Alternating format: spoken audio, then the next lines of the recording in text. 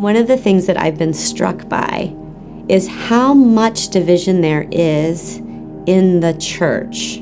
There are many, many places where people are not divided by theology. They're actually divided by gender theory. Can we have a conversation about gender and come to some understanding that maybe we don't need to be at cross purposes theologically, and that we can reunite as a church in some ways. So.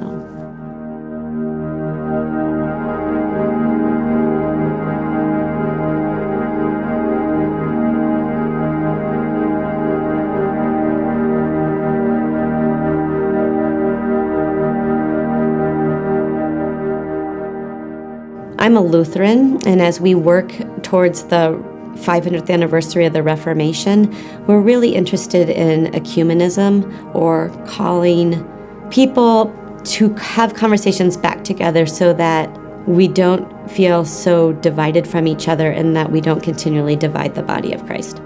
My hope is that this will not solve everything, but if we can acknowledge that gender is an issue that divides us, and we can have those conversations and maybe see what unites us theologically, that we could come to a place of greater unity. I mean, I have found that talking to people with very different opinions of church structure, for example, when I have brought up the issue of how people can feel so constrained by their gender roles because their bodies just don't physically match their gender, or the way society tells them that they must behave, that people are really open to that. Because one thing that unites all Christians is this idea that we must serve our neighbor. We must take care of our neighbor. And if there are people that are being harmed by something as obviously human as the constructs of the way we've made gender fit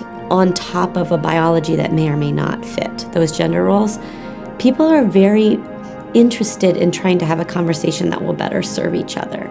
I think that would be a remarkable place to start looking for Christian unity, is to go outside of the theology and say, oh my gosh, maybe we don't have a theological problem between us. Maybe what we have is a philosophical problem that comes from cultural issues that may or may not need to really divide us.